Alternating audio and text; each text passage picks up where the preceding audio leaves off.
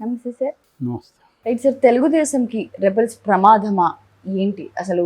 దాని గురించి మీరు వివరణ. టీడీపీలో రెబల్స్ ఒక ఇబ్బంది కలిగిస్తున్నారు చంద్రబాబుకి. ఎందుకంటే ఆయన ఎంతో ట్రై చేశాడు, చాలామందిని రెబల్స్గా ఉన్న వాళ్ళని విత్డ్రా చేయించుకోగలిగాడు. కానీ ఒక 6 చోట్ల మాత్రం వాళ్ళు వినట్లేదు. సో ఆ 6 చోట్ల ఖచ్చితంగా చంద్రబాబుకి ఇబ్బంది ఉందని చెప్పచ్చు. ఈ 6 చోట్ల ఏందని చూసినప్పుడు ఫస్ట్ విజయనగరంలో మీసాల గీత అక్కడొచ్చి అదితి విజయరామరాజు ఆమె చేస్తుంది. సో తెలుగుదేశం తరపున అక్కడ మీసాల గీత రెబల్గా పోటీ చేస్తుంది. ఆమెను అనేక రకాలుగా చంద్రబాబు బుజ్జగించాడు, చాలామంది దగ్గర చెప్పించారు. అయినా కూడా ఆమె ససేమిరా అని నిలబడే ఉంది, విత్డ్రా చేసుకోలేదు. పైగా గోరు చుట్టు మీద రోగటి పోటు అంటారు, అంటే ఆల్రెడీ గోరు చుట్టూ చిన్న నొప్పి ఉంటుంది, దాన్ని రోగటితో కొట్టినట్టుగా ఆమె గ్లాస్ ఇచ్చారు, గాజు గ్లాస్ ఇచ్చారు. సో రేపొద్దున అక్కడేమో జనసేన వాళ్ళందరూ ఆమెకి ఓటేసే అవకాశం ఉంది. ఆల్రెడీ తెలుగుదేశంలో ఒక సెక్షన్ ఆమె వైపు ఉంది. సో ఇది ఖచ్చితంగా ఇబ్బంది. ఇలాగ తెలుగుదేశానికి పడాల్సిన ఓట్లు ఆమె కొన్ని చేల్చగలిగితే అక్కడ వైసీపీ గెయిన్ అయ్యే అవకాశం ఉంది. సో విజయనగరం పరిస్థితి. ఇక ఉండి గురించి మనం అనేకసార్లు చెప్పుకున్నాం. ఉండిలో ఫస్ట్ ఏమో మంతెన రామరాజుకి ఇచ్చారు. ఆల్రెడీ మంతెన రామరాజుకి ఇచ్చేసరికి అక్కడ శివరామరాజు ఉన్నాడు, ఆయన వేటూరి శివరామరాజు, ఆయనకి ఆల్రెడీ కోపం వచ్చింది, ఆయన రెబల్గా మారాడు. ఆ తర్వాత ఏం చేశారు, ఈ రామరాజును కూడా కాదని రఘురామరాజును తీసుకొచ్చి పెట్టారు. రఘురామరాజుని తీసుకొచ్చేసరికి ఇంకా శివరామరాజు రెచ్చిపోయాడు. ఎందుకంటే రఘురామరాజు శివరామరాజుని అవమానించాడని చెప్తారు ఒక కథ, అది నిజమా కథ తెలీదు.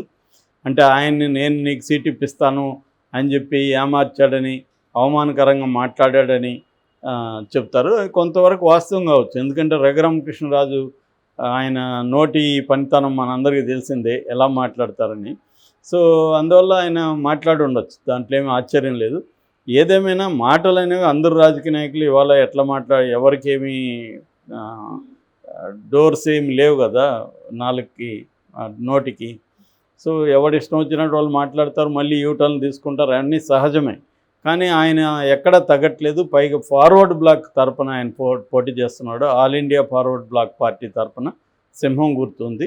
ఆయన ఆల్రెడీ ఎప్పటి నుంచో తిరుగుతున్నాడు, పల్లె నిద్రలు చేస్తున్నాడు. సో ఆయనకి గ్రౌండ్ లెవెల్లో మంచి పట్టు కూడా ఉంది. ఎందుకంటే 2 సార్లు ఎమ్మెల్యేగా పోటీ చేశాడు, ఒకసారి ఎంపీగా నర్సాపూర్ ఎంపీగా పోటీ చేసి ఓడిపోయాడు. సో ఆయనకి పట్టుంది, బాగా వర్క్ చేసుకుంటున్న మనిషి.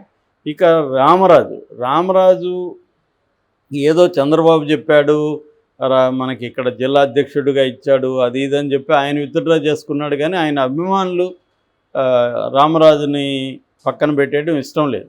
రెండోది ఏంటంటే రఘురామకృష్ణరాజుకి అక్కడ కొన్ని మైనస్లు ఉన్నాయి. ఆ మైనస్లు ఏంటంటే ఈయన ఎప్పుడూ అందుబాటులో ఉండడు నియోజకవర్గంలో. ఈయన ఢిల్లీలోనో హైదరాబాద్లోనో కూర్చుంటాడు. మనం ఢిల్లీకి వెళ్ళలేం, హైదరాబాద్కి వెళ్ళాం. పైన ఆయన ఆరోగ్యంట్గా మాట్లాడతాడు.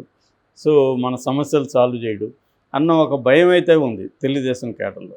సో ఇవన్నీ రఘురామకృష్ణరాజుకి అక్కడ మైనస్గా మారే అవకాశం ఉంది.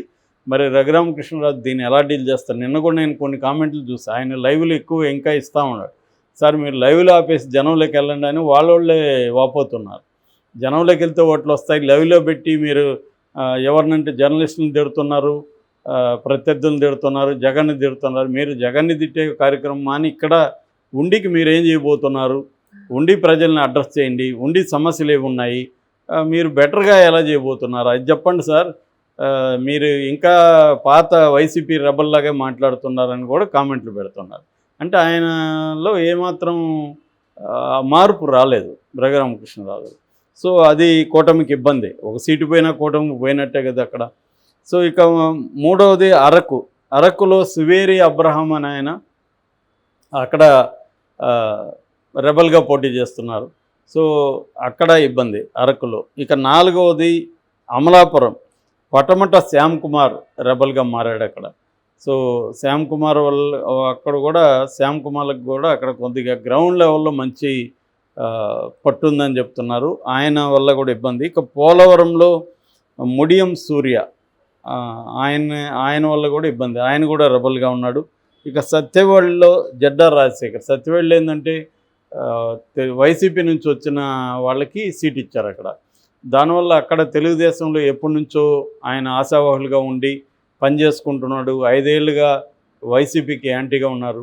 ఇప్పుడు ఏంటంటే సడన్గా ఆ పార్టీల నుంచి వచ్చి ఈ పార్టీలో చేరిన వాళ్ళకి ఇస్తే ఏమవుతుందంటే గతంలో ఆ క్యాండిడేట్ వల్ల వీళ్ళంతా ఇబ్బందులు పడి ఉంటారు, వీళ్ళని చేస్తుంటారు. ఇప్పుడు వెళ్ళి వీళ్ళు ఈయన గెలిపించానని వీళ్ళే చెప్పాలి. సో ఇది కొంత ఇబ్బంది అవుతుంది. అది సత్యవేడులో ఈ కైండ్ ఆఫ్ ప్రాబ్లం ఉంది. అందువల్ల ఇప్పుడు ఈ 6 మందిని నిన్న సస్పెండ్ చేస్తూ అచ్చెన్నాయుడు ఒక ప్రకటన ఇచ్చాడు. అది ఓకే, సస్పెండ్ ఎట్లాగూ చేశారు. కానీ సస్పెండ్ చేయడం వల్ల లాభం ఏం లేదు వీళ్ళకి. అంటే వీళ్ళు మనోళ్ళు కాదని చెప్పడం ప్రజలకి, అంత తప్ప వాళ్ళకుండే బేస్ వాళ్ళకు ఉంటుంది. ఈ 6 చోట్ల కూడా కొంత టఫ్ సిచ్యువేషన్ని కూటమికి ఉంది. సో దీన్ని ఎలా ఫేస్ చేస్తారని చూడాలి. ఇది కాకుండా ఇంకొన్ని చోట్ల కూడా కూటమికి సంబంధించి రెబల్స్ ఉన్నారు. మడకశిర సునీల్ కుమార్, మడకశిరలో జనసేనకి ఇస్తే తెలుగుదేశం నుంచి సునీల్ కుమార్ రెబల్గా ఉన్నాడు. అట్లాగే బద్వేలు, మైదుకూరు, నూజివీడు, గన్నవరం, కావలి ఇక్కడంతా కూడా రెబల్స్గా కూటమికి. అంటే దాదాపు ఒక 10-12 చోట్ల కూటమికి రెబల్ అభ్యర్థుల వల్ల ఇబ్బందులు అయితే ఉన్నాయి. మరి దీన్ని ఎలా పరిష్కరిస్తారని చూడలేం. ఇంకా ఇప్పుడు పరిష్కరించడం కూడా కష్టమే. ఎందుకంటే ఆల్రెడీ టైం అయిపోయింది, విత్డ్రాల్ టైం కూడా అయిపోయింది. ఇంకొన్నది క్యాంపెయినింగ్ 11 రోజులు. అయితే ఓవరాల్గా చూస్తే 25 పార్లమెంట్లో 503 మంది పోటీలో ఉన్నారు మన ఆంధ్రప్రదేశ్లో. ఇక 175 నియోజకవర్గాల్లో, అసెంబ్లీ నియోజకవర్గాల్లో 2075 మంది అభ్యర్థులు నిలబడి ఉన్నారు. నంద్యాలలో హైయెస్ట్ ఎంపీలో 36 మంది పోటీ చేస్తున్నారు నంద్యాలలో ఎంపీగా. లోయెస్ట్ అంటే రాజమండ్రిలో 12 మంది, మన అక్కడ పురంధేశ్వరి చేస్తుంది కూటమి నుంచి, అక్కడ 12 మంది ఉన్నారు.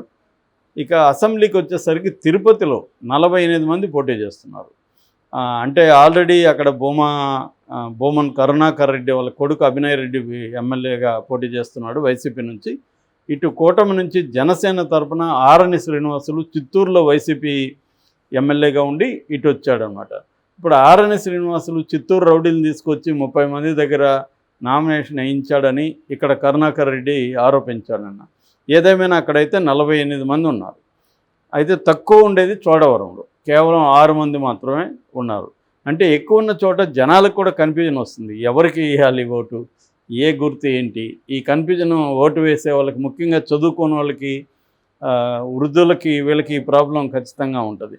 అంటే ఫర్ ఎగ్జాంపుల్ ఇప్పుడు 48 మంది ఉంటే 48 మందిలో ఎత్తుక్కొని వేయాలి కదా ఓటు. గాజు గ్లాస్కి వెతుక్కోవాలి, లేదంటే ఫ్యాన్ గుర్తు ఎత్తుక్కోవాలి. సో ఆ ప్రాబ్లమ్స్ ఉన్నాయి.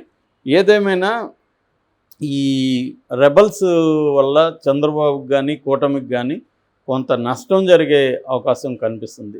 జనరల్గా ఏంటంటే ఇప్పుడు ఇదైతే సింగిల్ పార్టీ కాబట్టి వైసీపీ ఇబ్బంది లేదు, వాళ్ళకి అనుకున్న వాళ్ళకి సీట్ ఇచ్చారు. అది కాకుండా ముందుగానే అనౌన్స్ చేయగలిగారు. రెబల్స్ని కొంతమందిని బొచ్చగించుకున్నారు, మార్చుకున్నారు, అవన్నీ చేసుకున్నారు. కానీ కూటమి ఏంటంటే లేట్ అయింది ఇచ్చేదానికి కూడా. అప్పటికి మామూలుగా చంద్రబాబు నేచర్ ఏంటంటే నాంచుతాడని, లాస్ట్ మినిట్ వరకు ఆయన నాంచుతాడని. కానీ ఈసారి కొద్దిగా ముందుగానే ఇచ్చినారు. కానీ బట్ వైసీపీతో పోలిస్తే లేట్ అయిపోయింది. పైగా కూటమిలో చాలా సీట్లు బీజేపీకి 10 ఇవ్వాల్సి వచ్చింది అసెంబ్లీ, ఇటు వీళ్ళకి 21. అంటే 31 సీట్లు వేరే వాళ్ళకి పోవడం వల్ల తెలుగుదేశంలో 5 ఏళ్ళుగా జగన్ మీద పోరాటం చేస్తూ ఆయన నియోజకవర్గాల్లో పనిచేసుకుంటున్న వాళ్ళు, వాళ్ళకి సీట్ రాకపోతే ఖచ్చితంగా వాళ్ళు కోపం ఉంటుంది, వాళ్ళకి బాధ ఉంటుంది. సో వాళ్ళందరూ ఇప్పుడు రెబల్స్గా మారారు. కొంతమంది రెబల్స్గా నామినేషన్ వేయకపోయినా వాళ్ళు కూడా రెబల్స్గా మారే అవకాశం ఉంది. సో అటువంటి ఇబ్బందుల్ని మరి ఎలా అధిగమిస్తుంది కూటమి అనేది చూడాలి.